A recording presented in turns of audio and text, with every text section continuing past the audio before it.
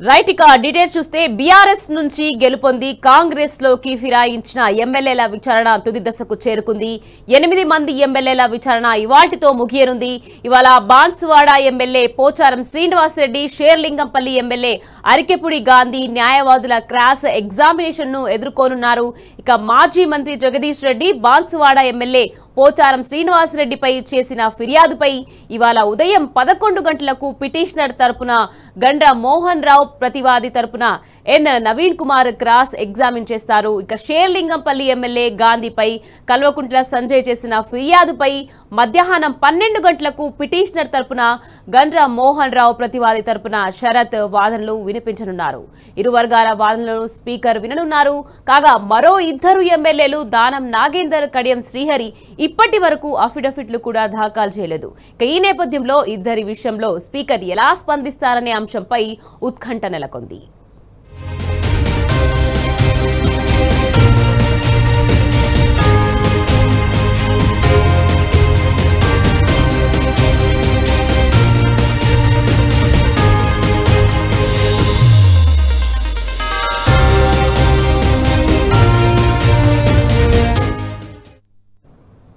ఇక ఫిరాయింపు ఎమ్మెల్యేల విచారణపై మరింత సమాచారాన్ని మా ప్రతినిధి ప్రదీప్ ఫోన్ లైన్ లో అందించేందుకు సిద్ధంగా ఉన్నారు.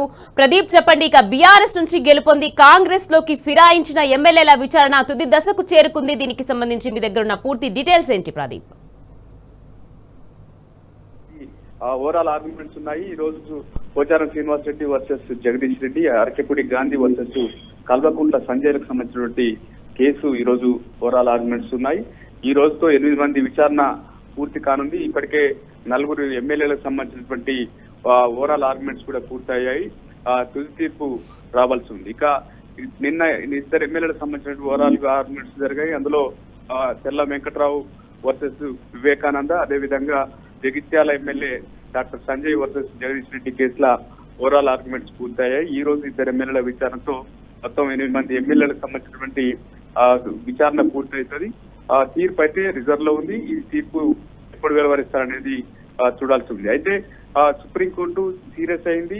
3 నెలల గడువించిన 10 మంది పార్టీ ఫిరాయించిన ఎమ్మెల్యేలకు సంబంధించి విచారణ పూర్తి చేసి నిర్ణయం తీసుకోవాలని ఆదేశించి గడువు విధించింది. ఆ గడువులోగా కేవలం 4 ఎమ్మెల్యేలకు సంబంధించినటువంటి విచారణ మాత్రమే స్పీకర్ పూర్తి చేసి ఉన్నారు. మరొక 6 ఎమ్మెల్యేలకు సంబంధించిన విచారణ కోసం 2 నెలల గడువు అడిగారు. దీంతో అయితే బీఆర్ఎస్ పార్టీ స్పీకర్ పై కోర్టు ధిక్కరణ కేసు వేసింది. సోమవారం విచారించినటువంటి సుప్రీంకోర్టు తీవ్ర స్థాయిలో స్పీకర్ పై వ్యాఖ్యలు చేసింది. 4 వారాల గడువు విధించింది. ఈ నేపథ్యంలో ఈ 4 వారాల సమయంలోనే ఈ 10 మంది పార్టీ ఫిరాయించినటువంటి ఎమ్మెల్యేలకు సంబంధించినటువంటి పూర్తి విచారణ చేసి తీర్పును వెలువడాల్సింది అని చెప్పి ఆదేశించిన నేపథ్యంలో స్పీకర్ అయితే ఈ విచారణ ప్రక్రియను వేగవంతం చేశారు. ఇప్పటికే 4 ఎమ్మెల్యేలకు సంబంధించి క్రాస్ ఎగ్జామినేషన్స్ పూర్తి అయి ఉన్నాయి. ఓవరాల్ ఆర్గ్యుమెంట్స్ పెండింగ్ లో ఉన్నటువంటి నేపథ్యంలో వెంటనే సుప్రీంకోర్టు తీర్పు వెళ్ళిన రోజే షెడ్యూల్ ఖరారు చేశారు. నిన్న 2 ఎమ్మెల్యేలకు సంబంధించినటువంటి ఓవరాల్ ఆర్గ్యుమెంట్స్, ఈ రోజు 2 ఎమ్మెల్యేలకు సంబంధించిన ఓవరాల్ ఆర్గ్యుమెంట్స్ సంబంధించిన షెడ్యూల్ విడుదల చేశారు. నిన్న 2 పూర్తి చేశారు. మరో 2కి సంబంధించినటువంటి విచారణ ఈ రోజు జరగబోతా ఉంది. అయితే ఇంకా 2 ఎమ్మెల్యేలకు సంబంధించి కేసు పెండింగ్ లోనే ఉంది. ఇప్పటి వరకు వాళ్ళు స్వీకరించినటువంటి నోటీసులకు రిప్లైలు కూడా ఇవ్వలేదు. దానం నాగేందర్, కడియం శ్రీహరి వారు కౌంటర్ దాఖలు చేయలేదు. ఆ 2 ఎమ్మెల్యేలకు సంబంధించి స్పీకర్ ఎటువంటి నిర్ణయం తీసుకుంటారు. స్పీకర్ ఇచ్చినటువంటి గడువు ప్రకారం వాళ్ళు రియాక్ట్ కాలేదు. ఈ నేపథ్యంలో వారు ఎటువంటి నిర్ణయం తీసుకుంటారనేది చూడాల్సి ఉంది. ఈ రోజు 2 ఎమ్మెల్యేల విచారణ పూర్తయితే మొత్తం 8 మంది ఎమ్మెల్యేల విచారణ అయితే పూర్తవుతుంది. 2 ఎమ్మెల్యేలకు సంబంధించి ఒక చర్చ జరుగుతా ఉంది. వారితో రాజీనామా చేయిస్తారు, అనర్హత వేటు వేస్తే అటు పార్టీకి ప్రభుత్వానికి మందన్నటువంటి చర్చ నడుస్తున్న నేపథ్యంలో వారితో రాజీనామా చేయిస్తారన్నటువంటి ప్రచారం అయితే కాంగ్రెస్ లో జోరుగా వస్తుంది. అయితే ఈ 4 వారాల్లోపే ఈ తీర్పు వెలువడాల్సింది. రెండోది 2 ఎమ్మెల్యేలకు సంబంధించి అనర్హత వేట లేదా ముందస్తుగానే రాజీనామా చేయించడం అన్నటువంటి చర్చ అయితే ఉంది. ఈ నేపథ్యంలో స్పీకర్ ఈ రోజు ఈ 2 ఎమ్మెల్యేల విచారణ పూర్తయితే మిగిలిన 2 ఎమ్మెల్యేలకు సంబంధించి నాగేందర్, కడియం శ్రీలకు సంబంధించి స్పీకర్ ఎలా అడుగులు వేస్తారనేది చూడాల్సిన పరిస్థితి ఉంది. Right, thank you Pradeep.